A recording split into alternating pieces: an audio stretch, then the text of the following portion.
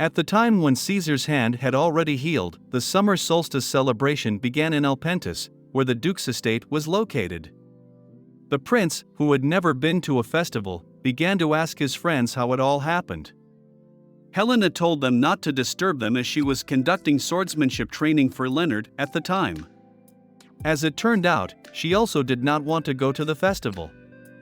But later, with the help of the boys' joint efforts, she left. At the festival itself, they decided to escape from Hamilton. Immediately after they did it, Helena felt that someone started following them. She decided to look into the situation. She had thoughts that it was a kidnapper or a robber. Helena looked for him until their eyes met, and someone unknown began to run away. The girl quickly ran after him, but he disappeared somewhere. After that, the one who disappeared appeared behind her. This man introduced himself saying his name was Noel, then he dropped to his knees and told Helena that he had wanted to meet her for a long time. Then he told that she was his savior goddess and his only empress. The girl was very surprised, because it seems that this man knew that in her past life she was Dante's empress. Before Leonard and Caesar appeared, Noel left saying that he would come to her. The girl wanted to catch up with him, but he disappeared in a few seconds. When the girl's friends came running, they grabbed her hand and began to ask if anything had happened. Helena reassured them and explained that nothing terrible had happened. After that, it was decided to find Hamilton, and Caesar went after him himself. When Leonard was alone with Helena, he explained to her how he and Caesar had been afraid for her.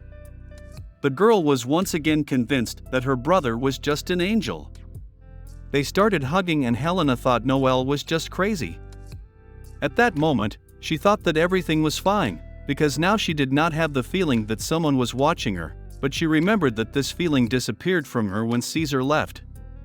At that moment, she thought he was in danger and immediately told Leonard about it. Fortunately, Helena quickly got her bearings, told Leonard to run to call Hamilton, and ran to look for Caesar herself. She heard loud noises from some house while she was looking for the prince somewhere on the street. The girl understood that it was necessary to enter the house quietly, so she left through the back entrance. As she thought the prince was here and he was in danger because they wanted to kill him and a plan was already being discussed to make it look like an accident. Helena thought that this did not look like a normal kidnapping, and that it was possible that the intruders were doing someone's bidding. At first, it seemed to the girl that there was still time to wait for Hamilton, but then it became clear that there was no time and she decided to act. Helena threw a chair, it made a noise, and one of the thieves went to check what was happening there, and while he searched the whole house, the girl broke into the room where Caesar was, and hit the second thief hard with a piece of a chair. And so they started to run away, but something happened that no one expected. It turned out that there were 3 attackers. They surrounded Helena and the boy, and struck the prince with a sword. Of course, the girl did not leave her friend, even though he told her to run away. These events gave rise to great rage in her, and she entered into battle. The thieves were defeated. When Hamilton came running, he simply could not believe his eyes that the little girl had beaten these men. During the battle, she was injured, for which she was treated for 4 days. The attackers remained alive, but they should not count on a bright future. The trial was soon to take place. Although Helena thought that day was difficult, she was not disappointed, because she was glad that everyone survived. 2 days after her recovery, her father called her to his office and told her that he and her mother were very worried that her skill could lead to bad consequences. Then he told her that Viscount Noct wanted to take her to the capital and find her a good trainer there, and if she agreed to this, then they would officially recognize her as a special child. However, Helena did not want this and said that she officially wanted to be Leonard's teacher, and her parents granted her request. Later, she decided to go visit Caesar, because he went into battle against the sword with his hands tied, and covered her with his body, standing under the blow. When they met, as usual during the conversation they bothered each other. The girl told Caesar that it could also be that because of his character he would not marry. Their conversation in general was like an argument, but nothing serious. When it was all over, Caesar couldn't sleep. He told Helena that he was afraid to go back to the palace, because there were a lot of people there who wanted to get rid of him. He didn't want a throne at all, he wanted a simple, quiet life. The girl replied that there are those who want to protect him, and the refusal of the right to the throne does not mean at all that he will be safe. The boy did not know what to do. The girl calmed him and gave him confidence and support. After all, she conveyed to Caesar the idea that he should become emperor, and she would help him. This night was difficult, but they survived it together. And so the night passed and the morning came, the wound on the prince's back healed and left a scar.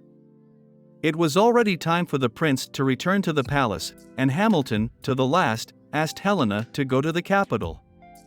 When everyone was saying goodbye, Caesar asked Helena to teach him fencing. These words surprised everyone incredibly.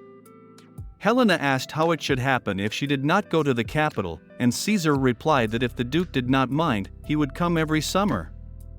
They then talked about Helena supporting her new student until he became emperor. In short, everything ended on a warm note.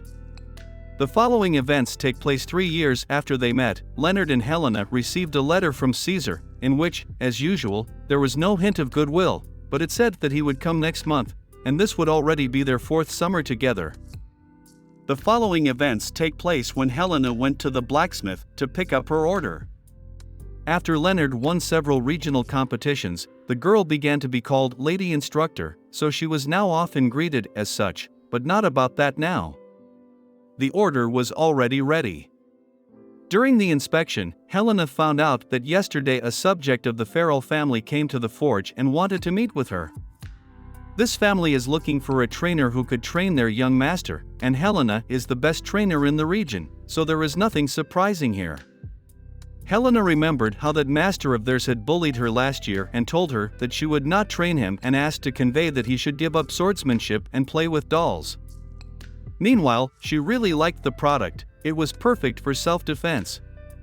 When the girl left the blacksmith shop, her wallet was stolen, but she decided not to inform the police, but to figure it out herself. She ran to the place where she thought such a contingent would gather, and as it turned out, it was true. At that place, the girl who stole the wallet gave it to the older vagabonds. During the observation, Helena noticed 2 important things. The first is that these rascals insulted the girl, and the second is that she said she would agree with the Burns family.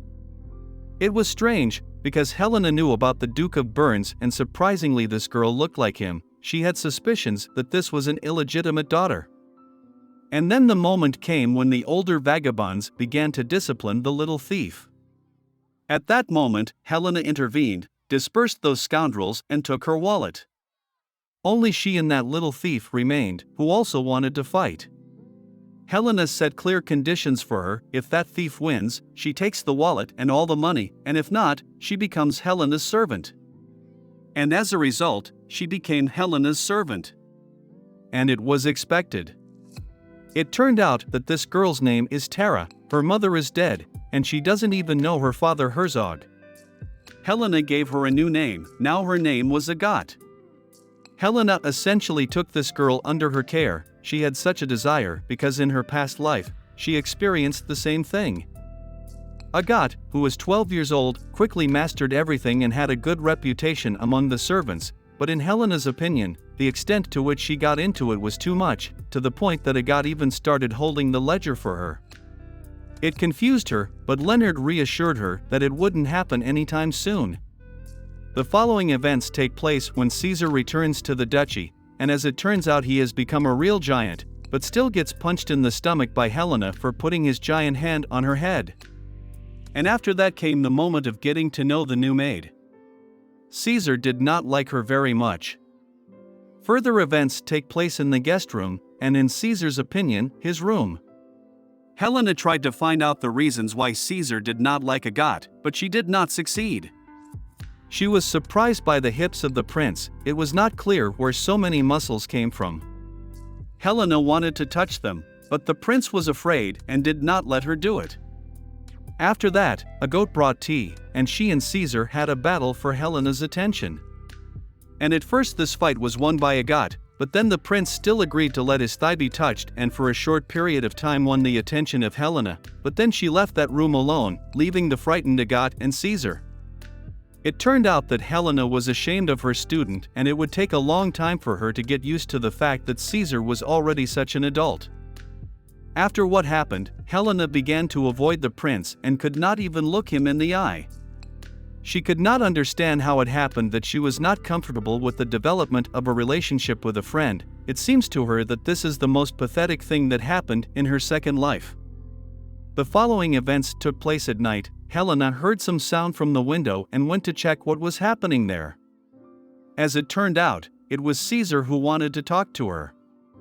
He had to climb through the window because a god was guarding the door to Helena's room, but that's not the point. Was it because the prince wanted to talk about why Helena was avoiding him? After talking about it, Helena promised not to avoid him again, and it ended with them going to bed together, just like in the past.